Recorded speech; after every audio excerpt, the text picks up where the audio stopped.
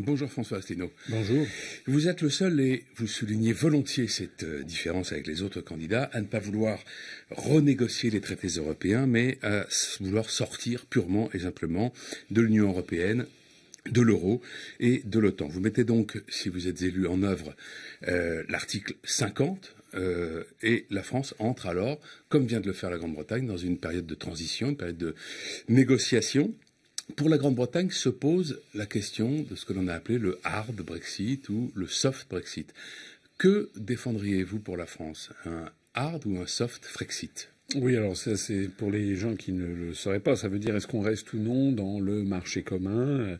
Et voilà, donc en fait le Royaume-Uni a tranché en disant on sort du marché commun, parce que qui dit marché commun dit avec toute une série de lois, de réglementations, d'adoption, de se plier aux décisions communautaires. En fait, c'est un peu absurde de sortir de l'Union européenne et de rester dans le marché commun, parce que ça veut dire qu'on subit à ce moment-là des règles et des normes qui sont imposées par un groupe auquel on ne participe pas. Donc moi, je proposerais la sortie, j'ai bien dit, de l'Union européenne, ça veut dire y compris du traité de Rome. C'est bien de ça qu'il s'agit. Notamment, par exemple, vous savez, la fameuse directive Bolkestein sur les services découlait directement des traités, de l'application du traité de Rome. Voilà. Comment fonctionneraient nos rapports commerciaux avec nos anciens pays partenaires de l'Union européenne, en tant qu'anciens membres de l'Union européenne, qu'est-ce que deviendraient nos relations commerciales avec les autres? Exactement la même chose que, je sais pas moi, le Japon avec la France ou avec l'Allemagne. Voilà, c'est-à-dire que on va pas s'arrêter de vendre ni d'acheter. On subira au pire le tarif extérieur commun de l'Union européenne, c'est-à-dire dont le tarif moyen est de 3%. Donc c'est vraiment des choses. Vous savez que l'Union européenne est une passoire. Il y a certains pics tarifaires sur certaines spécialités douanières, mais enfin, il faut arrêter de croire. Il y a des gens qui pensent qu'à partir du moment où on serait sorti de l'Union européenne, d'un seul coup, on se refermerait, on se couperait du reste du monde, on n'importerait plus, on n'exporterait plus. Mais c'est délirant. Regardez ce qui se passe avec les pays que je viens de citer. L'ensemble des pays du monde commercent avec les pays de l'Union européenne. C'est pareil aussi. Il y a des gens qui m'ont dit, oui, mais regardez, moi je suis un travailleur français travaillant au Luxembourg. Alors s'il y a le Frexit, ça va être l'horreur, etc. Mais j'ai dit, attendez, j'ai regardé les statistiques au Luxembourg, des quantités de travailleurs étrangers, à commencer par des Chinois, des Moldaves, des Russes, des gens qui ne sont pas dans l'Union européenne et qui travaillent au Luxembourg. Il faut arrêter de voir ça d'une façon fantasmatique. En fait, la sortie de l'Union européenne permettra à la France, et aux Français surtout, de récupérer leur souveraineté, c'est-à-dire leur droit de choisir leur politique. Et de récupérer de l'argent aussi, puisque vous dites que ça permettrait à la France de faire 34 milliards d'euros d'économies par an. Le différentiel aujourd'hui entre ce que verse la France à l'Union européenne et ce qu'elle reçoit est de 9 milliards en défaveur de la France. Voilà. Mais vous dites que ça rapporterait 34 milliards d'euros par an. Alors, cette différence-là, qui est donc de 25 milliards, elle vient d'où? Alors, vous avez raison. On donne chaque année 23 milliards, on reçoit 14. Et dans les 14, il y a par exemple l'aide aux agriculteurs, la politique agricole commune, l'aide aux collectivités, le FEDER.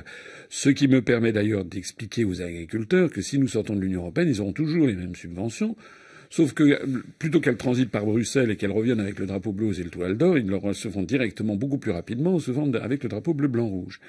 Il y a ça c'est du cash. Il y a 5,5 milliards à peu près, disons 5 milliards d'euros, qui correspondent à des cofinancements ou à des condamnations pécuniaires que la France a et dont nous sortirons.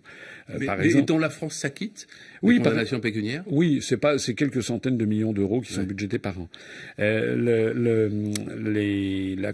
cofinancements, par exemple, ça veut dire, on nous dit, mettez au pot pour avoir, par exemple, le Lyon-Turin, la liaison Lyon-Turin, que d'ailleurs tous les ministères français, que ce soit les finances, l'équipement, etc., et les banques, tout le monde pousse des cris d'orfraie en estimant que ce projet n'est pas viable, mais c'est l'Union européenne qui en a ainsi décidé. Alors ça aussi, c'est du cash. La dernière chose, c'est une hypothèse.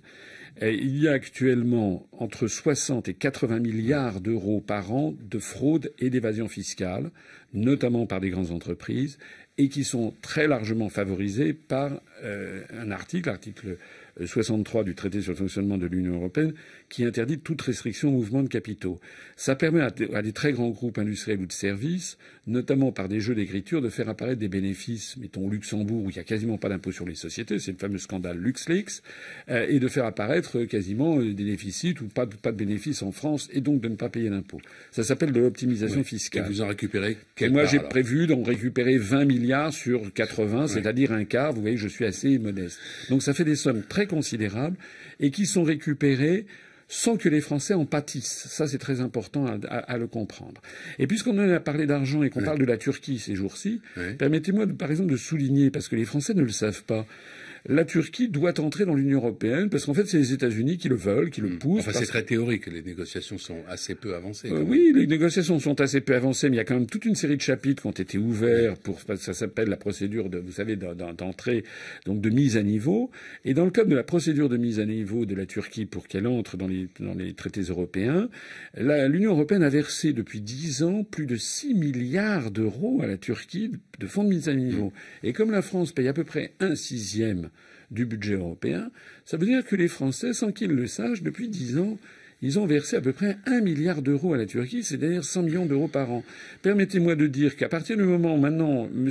Erdogan est en train de dire qu'il va faire un bras d'honneur à la Turquie, on peut estimer que c'est 1 milliard d'euros. À l'Europe, vous voulez dire? À l'Europe. Oui. À la Turquie, c'est une autre question. C'est une autre question. La politique intérieure. Comme il a dit qu'il allait faire c'est quand même 100 millions d'euros par an qui ont été jetés par la fenêtre. Et rappelez-vous ce qui se passe actuellement en Guyane.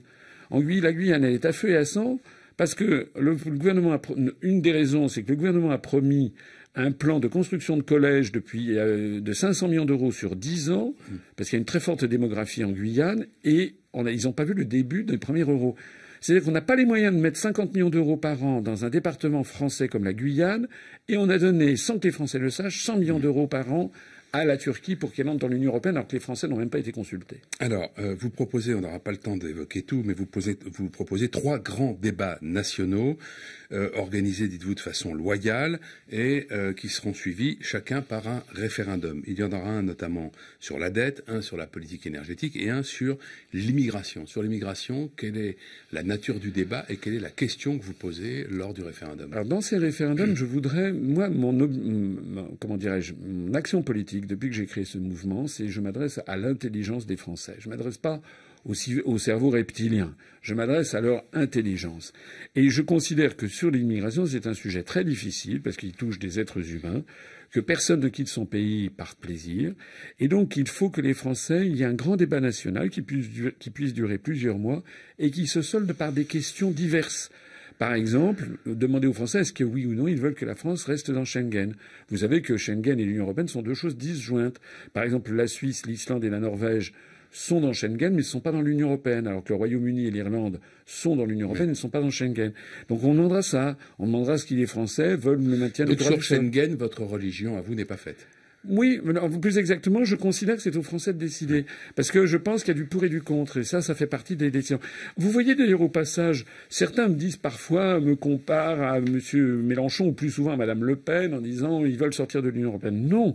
M. Mélenchon et Mme Le Pen ne veulent pas sortir de l'Union européenne. Vous voyez d'ailleurs, on l'a vu hier soir, Mme Le Pen, comme à chaque fois, c'est à droite toute, à l'extrême droite toute, elle a tapé sur les immigrés toute la soirée d'hier à sa réunion publique. Et si vous regardez sa profession de foi, comme celle de M. Mélenchon, il n'est pas du tout question de sortir de l'Union européenne. Eh bien, moi, c'est pas la même chose. Moi, je veux rendre aux Français leur indépendance, leur souveraineté, c'est-à-dire leur démocratie. C'est pour qu'ils puissent, par exemple, augmenter le SMIC, comme je le propose, à 1 300 € par mois. C'est parce que sinon, on ne peut pas. La Commission européenne nous l'interdit. Je veux également protéger les droits sociaux des Français. Je veux empêcher l'ubérisation généralisée de la société française. Eh bien, tout ça est interdit par les directives venant de la Commission européenne. C'est ça que je veux. La question de l'immigration est un sujet délicat, difficile, mais qui est disjoint. D'un mot, en quelques secondes, quel est votre objectif dans cette campagne? C'est d'avoir un score suffisamment important pour peser au deuxième tour, que votre voix compte? Écoutez, moi je suis comme tous les candidats, je pense, c'est-à-dire je veux faire un score très important et à la différence de certains, je pense que je vais faire un score qui va vraiment surprendre parce que il ne faut pas croire aux sondages et aux pseudo-votes utiles, il faut vraiment se mobiliser sur ses convictions. Vous allez voir, je pense que je vais faire la surprise au premier tour. Merci François Asselineau, bonne journée. Merci.